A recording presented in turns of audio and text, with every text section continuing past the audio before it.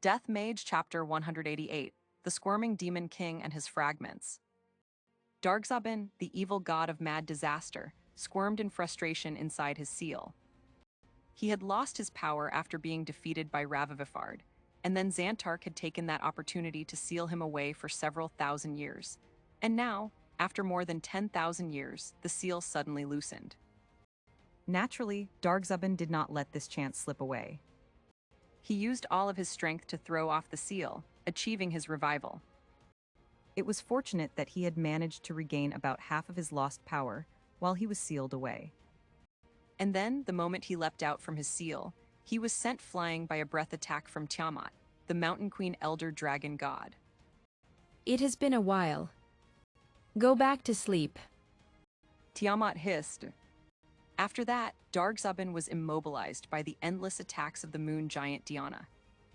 Don't send him flying away. Did you forget that we agreed to attack him on the spot until he stopped moving? Diana shouted. The relentless blows of Xantark, the war god of fire and destruction, and the champion Farmon Gold rained down upon Dargzabin next. Dargzabin hadn't noticed during the chaos of the eclipse, but now that he recalled, it had seemed like there were other evil gods who had been revived as well. It was likely that Xantark and his allies had gathered Dargzabin and the other sealed evil gods in one place to manage them. Upon sensing the seal's weakening, they had come and leapt into action immediately. Unable to escape, Dargzabin was sealed away once more.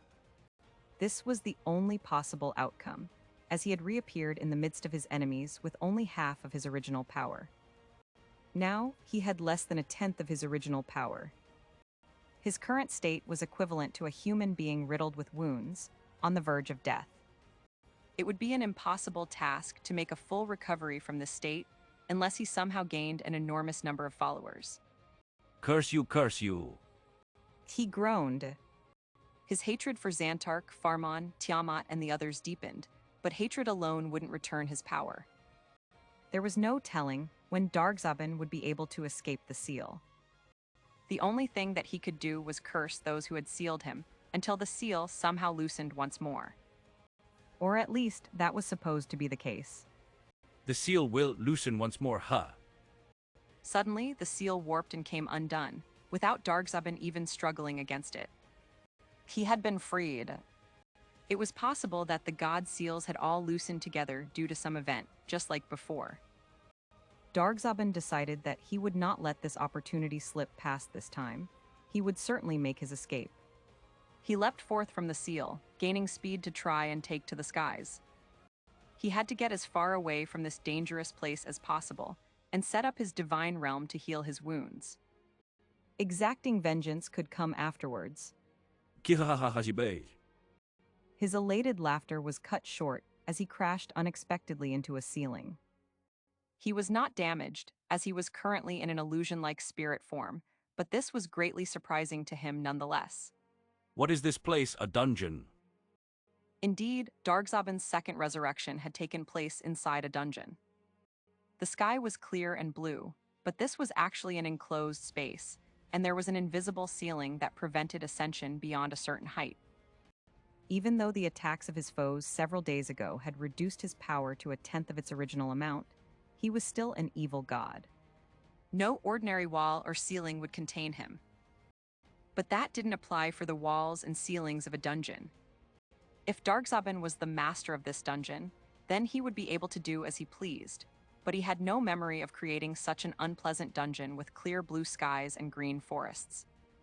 With that being the case, he would have to exit the dungeon normally like a human.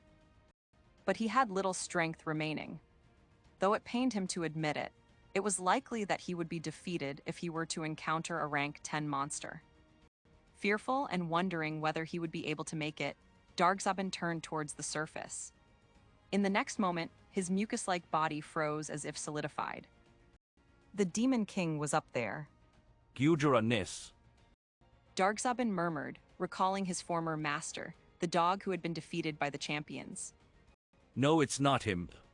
He realized as he saw Vandalyu, who was floating in the air with a staff in his hand. Vandalu's presence and mana bore enough similarities to Gujarani's to be mistaken for a moment. But he was a different being entirely.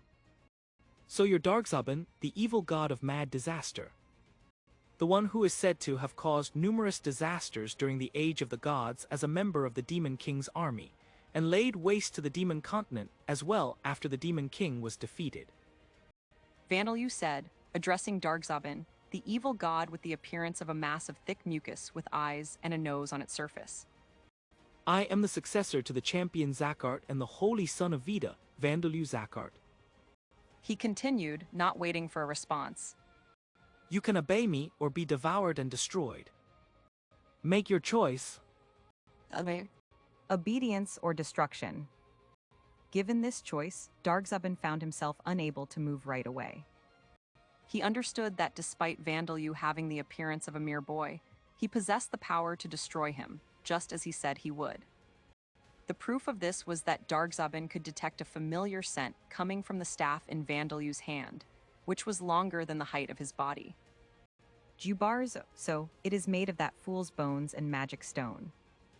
The staff had been created by Teria, using materials from another former subordinate of the Demon King, Jubarzo, the evil god of dark seas. But Dargzaban could not sense Jubarzo's actual presence in the staff at all. This meant that Jubarzo had already been destroyed. Vandalu's presence was similar to the Demon King, and he possessed an overwhelming quantity of mana that Dargzaban could sense even from this distance. In his hand was a staff made from the remains of an evil god. Dargzaban knew that even if he were to recover all of his original power, it would be dubious as to whether he would even have a 50% chance to be able to defeat Vandalu. If he refused to obey, only destruction awaited him. Understanding that, he made his decision. All right. He replied, approaching Vandalu. I would rather be destroyed than obey the likes of you. He shrieked, suddenly accelerating towards Vandalu in a suicide attack, or at least that was what it appeared to be, but he flew directly past Vandalu. Dargzaban chose to gamble on the small possibility of escape. But at that moment, a countless number of vines extended from the trees below, piercing through Dargzaban.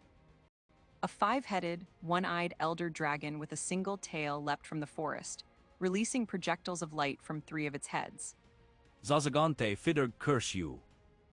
With only a tenth of his original power, Dargzaban could not withstand the attacks of other gods. He began falling helplessly to the ground, and his spirit form began collapsing, exposing his soul. Fire.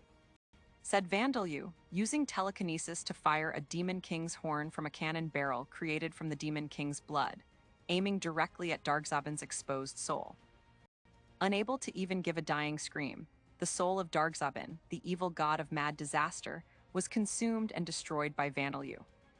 Taking physical form for the first time in so long was truly excellent.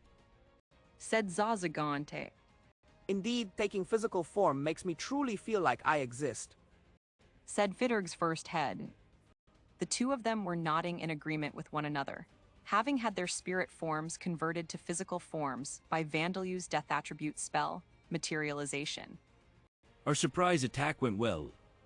Said Zazagante. The best thing is that we can eat the offerings made to us right away. Said the second of Vidurg's heads. I'll be undoing the spell now, since I'm running low on mana. Said Vandalu. He couldn't maintain the spell forever, so he undid the spell and began descending towards the ground. Zazagante and Vidurg immediately lost their physical forms, silently returning to their semi-transparent, ghost-like forms once more.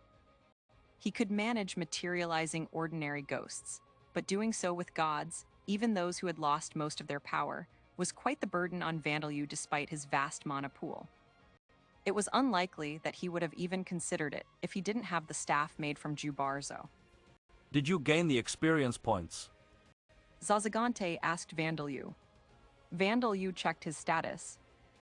Well, I gained more than defeating ordinary monsters. The flavor wasn't bad either. He said, Dargzaban, the evil god of mad disaster, had been a moderately powerful figure amongst the Demon King's army. But considering that, Vandaloo hadn't received that many experience points. But then again, Dargzabin had possessed not even a tenth of his original power, to be more precise. Less than a year had passed since Xantark and the other gods had beaten him into a state of complete incapacitation.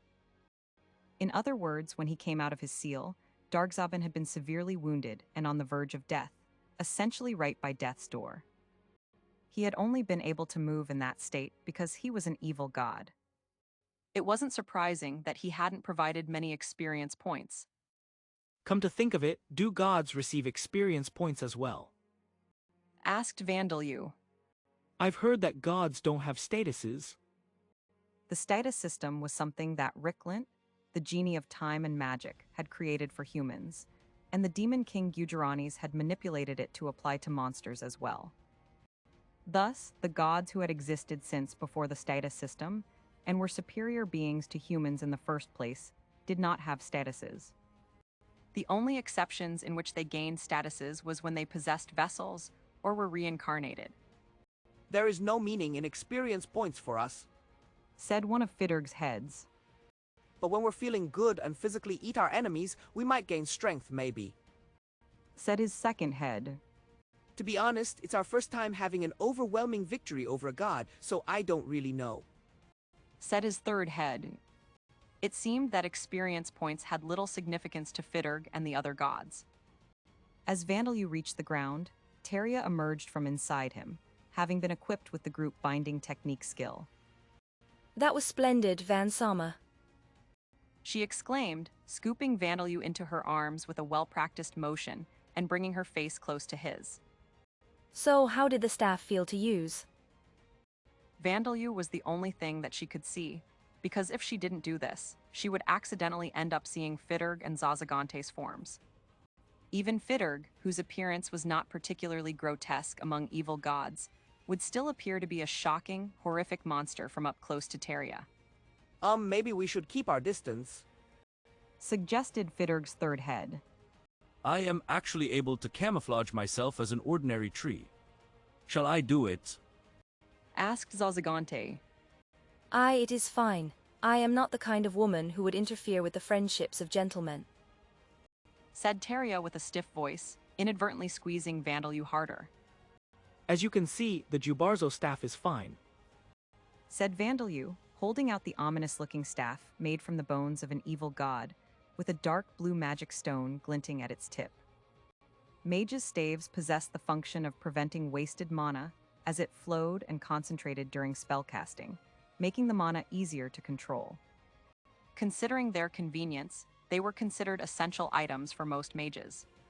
Even monsters like goblin mages would always wield crude handmade staves, though the performance of such staves was truly poor.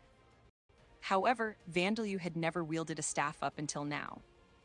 It didn't explode as I passed the mana through it, and it doesn't even have a scratch. Vandaloo continued. Any staff wielded by Vandaloo would be immediately destroyed the moment he cast a spell, unable to withstand the sheer volume of his mana. But this staff, despite having been wielded by Vandaloo during battle, didn't have a single scratch on it. Perhaps it was to be expected of a staff created from the corpse of Jubarzo, an evil god. That is a relief, though to be honest, I could not perform much processing on it and merely shape the bone, so I cannot take much pride in it. Said Teria. She had already acquired the skilled artisan job that she had only dreamed of in the past, but it seemed that materials taken of a god had been too much for her to handle. It cannot be helped that I could not assist with the alchemy part of the process, but I wanted to create a staff that would be just as functional as Vandaloo Sama's transformation staves. It seems that I need more discipline. Teria said in summary, having finished examining the staff's condition. We got 3 gods worth of materials, so let's improve them as we go. Said Vandaloo. But that's the end of the gods that were in the Demon King's army that we got from Xantark and the others. I didn't think that all 3 of them would try to escape. I thought that at least one no, that all 3 would choose to submit to me. He said, feeling confused as he placed an orichalcum dagger and sheath, the artifact that had sealed Dargzabin, into his pocket. It was indeed unexpected. Teria agreed. Given two options in a dungeon with no escape, there is effectively only one option if they wish to survive, so I thought that they would certainly choose to obey. Xantark and the other gods had informed Vandalu what Darkzaben and the other two gods were like. All three of them had always never stopped being evil since their time as subordinates of the Demon King, and that had not changed even up to the moment they were sealed. Thus, neither Vandalu or any of his companions had expected that they would be able to persuade these evil gods to change their ways. However, they had thought that they might submit if forced to. Vandalu had tried to make them submit, since he would have to remove the seal to devour them anyway. But not a single one of the three evil gods had submitted, knowing that they would face certain destruction if they were to ever disobey. Thus, they had seen no option for themselves other than a desperate attempt at an almost impossible escape. This was a different result from the image of evil gods that Vandalu and Teria had in their minds. Well, I suppose that is the expected result, though we only knew their names and nothing of their personalities. Said Fidurg's first head. They did rampage as they liked up until now, just like evil gods are expected to do. His second head added. It just means they weren't ever gonna be able to join us. Said the third. It seemed that this result wasn't surprising to Fidurg at all. Vandalu was still confused, so Zazagante continued explaining. They are simply too different from you and your companions, Vandaludono, even without considering the factions that you belong to. He said, To some evil gods, clear skies and green trees feel filthy and unpleasant. It is not simply their colors, the activities of all non-monster creatures, as well as the emotions of love that humans feel, causes them nothing but fear and disgust. There are gods like that, and Darkzaben was likely one of them. The evil gods who had appeared in this world under the Demon King's command had originated in other worlds. Thus, their sense of values, their ways of thinking, and the entire structures of their minds were different from beings from this world. That was why there were certain things that might be normal to the inhabitants of this world, but abhorrent to some evil gods. To Darkzaben and the other two gods that Vandalu had destroyed, the teachings of Vita and the other gods of this world had merely appeared foolish, perhaps even disgusting and blasphemous, to the point that they would not be able to bear them at all, not even temporarily. It didn't need to be said, but submitting and swearing allegiance to Vandalu, who was the holy son of Vita and Zakart's successor, was equivalent to submitting to Vita's teachings. They would not have thought that they could continue living like that.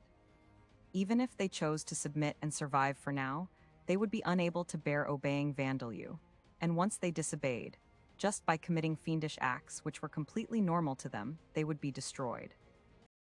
That was likely why Darkzaben had pretended to attack and tried to make an escape. However, there were other evil gods like Zazagante and Fidurg who were present right here next to Vandalu, serving Vita's faction and able to converse with Vandalu normally. There are two evil gods right here who have adjusted to these conditions. Teria pointed out, There are vast individual differences between us. There were those like Fidurg who were able to adapt, those like myself who never felt any repulsion for Vita's faction in the first place, and those like Gufudgarn and Mububujanj who were indifferent to any differences between us. These are the gods who accepted Zakart's offer and betrayed the Demon King's army. Zazagante explained calmly. Of course, the ones whom Zakart spoke to directly were those who were not in important positions in the Demon King's army. Fidurg's first head added, So there might be other gods that we might be able to negotiate with and convince to cooperate with us, but said his second head. Don't think those kinds of gods are gonna still be rampaging around as they like 100,000 years later. Said the third. I see. You're right. Vandalu agreed. Any gods that were still laying waste to this world 100,000 years after the Demon King Gujarani's defeat would never adapt to the world. Incidentally, Luvisfal was originally an elder dragon of this world who had simply betrayed the other gods of Lambda. His sense of values wasn't actually much different from the other elder dragons. Come to think of it, what should we do with Luvisfal? If everyone is unable to forgive him, then we'll have you seal him away. Said Vandalu, mentioning the traitor that Povina had brought back. Luvisfal was the one who had sealed Fidurg away and stolen the lizard men that were his followers. It was a matter of whether Fidurg could forgive Luvisfal or not. Fidurg gave Vandalyu a sad-looking expression, I think I have no more hatred for him. said his first head. Before, I wanted to tear him limb from limb if I ever saw him again, but Muttered his second head, now I think it'd be more damaging to him to make him live as a pet. said the third. Currently, though he had some degree of freedom, Luvisfal was a dragon rather than an elder dragon, and the lowest of dragons at that, a rank 5 wyvern. He was being treated like a pet by Povina. It seemed that Fidurg could not hate Luvisfal as he was now, I am not particularly concerned. said Zazagante, disinterested as he'd had almost no contact with Luvisfal before. It might be better to ask Shashuja and the others and see what they think. Said Teria, You're right.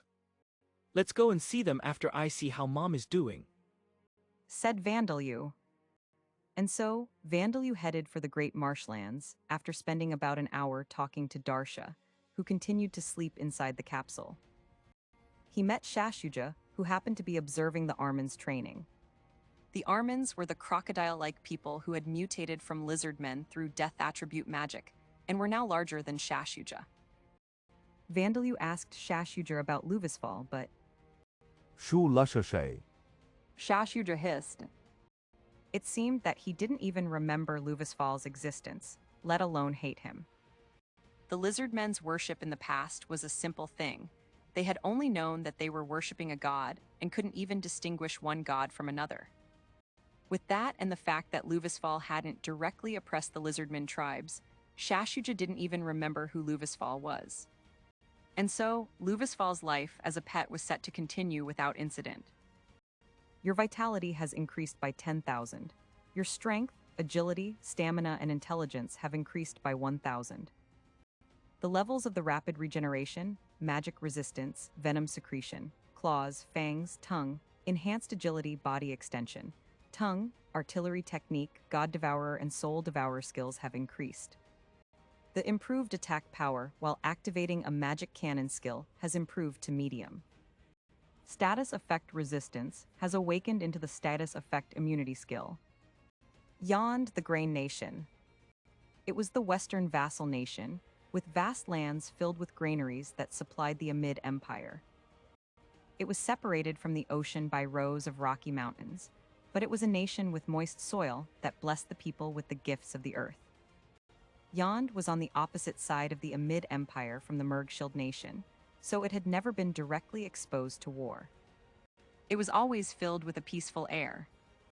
But the air in Yond today was far from peaceful. Farmers were fleeing with desperation in their faces. There was a young soldier following them. It's a monster year. Run, we're going to be killed. One of the farmers screamed. Help! Cried another. Help us, aren't you supposed to be a soldier? Shut up. If you've got the breath to be screaming, use it to run faster. The soldier shouted back. In the distance, there was what appeared to be a humanoid creature covered in black fur, chasing after them. But upon closer inspection, it was clear that this creature was actually a person with its entire body covered in sharp black needles, letting out strange, guttural noises. Indeed, this was a person. Its features weren't visible beneath the long needles that were even growing from its eyes and inside its mouth, but it was likely a human or elf, and likely a man. If the farmers and soldier had some knowledge about marine animals, they might have described it as a crocodile man. But the needles growing from its body were sharper than steel, and the soldiers who thought it was a monster at first and tried to chase it away had been impaled and slaughtered, the needles piercing straight through their armor and shields. Having seen this, the farmers and lone surviving soldier had started fleeing towards the village. The monstrosity behind them was also heading towards the village, so even the farmers and soldier didn't know whether they were going to the village to warn their friends or whether they simply wanted to be saved. What the hell's going on? I've never seen a monster like that. We were just supposed to keep watch and stop wild animals from interrupting the harvest, so how did it end up like this? The soldier thought desperately. But as the monstrosity let out another guttural noise, The soldier realized that the monster's path was not towards the village. Seemingly completely uninterested in chasing the soldier, it continued heading straight south. All right, if we keep running this way, we can get away. The soldier thought, hope shining in his eyes with this unexpected, fortunate turn of events. He didn't know what the monster was thinking, but once he managed to get to the village, it would be the knight's orders and adventurers' jobs to deal with the rest. He was a mere village guard. All he needed to do was keep the village safe and pray for heroes to do their work. But the hope in his eyes faded in an instant. There was an old woman in the monster's path who had tripped over and was now unable to move. H, help me. She screamed. Perhaps she had been on her way to deliver lunch to the farmers or gather some medicinal herbs. There was still some distance between her and the monstrosity, but it was only a matter of time before she was impaled by those sharp needles. Damn it, mine bossin, get out of the monster's path even if you have to crawl. The guard shouted before he even realized what he was doing, putting himself between the monstrosity and the old woman. He did this despite the fact that using his own body as a shield would only be able to buy a few seconds of time.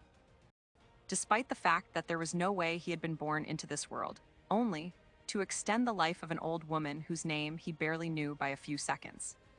Stone wall, stone form, god damn it, why isn't there a hero around when there's a monster on the loose? The guard screamed as he activated the martial skills that he had only just learned recently, increasing the defensive power of his wooden shield and hide armor. The monster was more agile than it looked. As if responding to the soldier's scream, its needles extended towards him. There is a hero right here. An echoing, reliable-sounding voice said suddenly. Huh? It was not only the monster's needles that had responded to the soldier's scream. Something appeared along with the mysterious voice and sent the monstrosity flying. What is this, a spear? The soldier murmured, looking from the monster that was now writhing on the ground after having been sent flying, and the glowing spear that had appeared in front of him. The echoing voice spoke inside the soldier's mind once more. Come, Andy. It said, Take that spear and seal the fragment of the wicked demon king. H, how do you know my name? W, who in the world are? I am a spirit clone of Zeus, the god of soldiers. I am the god who guides you. WI is a god speaking to an insignificant soldier like me. Andy exclaimed, bewildered by the majestic-sounding voice that was echoing inside his head. But as he saw the monstrosity groaning and getting to its feet, his body sprang into action in a natural manner. All right, what am I supposed to do now? He asked Zeus's spirit clone. Entrust your body to me for a short while, though this will place a great burden upon your body. It is still impossible for you to do this alone. Zeus's spirit clone replied. The spirit clone descended upon Andy and took over his body. Using precise spear techniques, it cornered the monstrosity, the adventurer who had set off the Demon King's needles whose seal had come undone. Main body ye. The Demon King's needles shrieked as Zeus's spirit clone successfully sealed them away once more. His body having reached its limits, Andy lost consciousness and collapsed. A god descending upon him had allowed him to exhibit physical abilities beyond his limits, but he had been unable to withstand the burden this had placed upon his body. The next time Andy woke up, he was being praised as the hero who had saved the village. His status had the Zeus's divine protection and familiar spirit descent skills, and he was no longer an insignificant soldier. Meanwhile, people like Andy, who suddenly heard the voices of gods and received their divine protections, were appearing all over the world. The people praised the gods for these miracles. However, the truth was simply that Alda, the god of law and fate, had ordered his subordinates to search for candidates to become heroes and raise them so that they could oppose Vandalu. And he was also having them resolve the incidents caused by seals that had weakened due to the solar eclipse, since these were perfect for making use of the hero candidates. The Demon King's fragments being released had been outside of Alda's expectations, and although burdens had been forcibly placed on some of the hero candidates like Andy, the incidents had been dealt with. Some of the released fragments had been sealed by the storm of tyranny and Randolph, the true, rather than the heroes chosen by the gods serving Alda, but there was no real effect on the masses.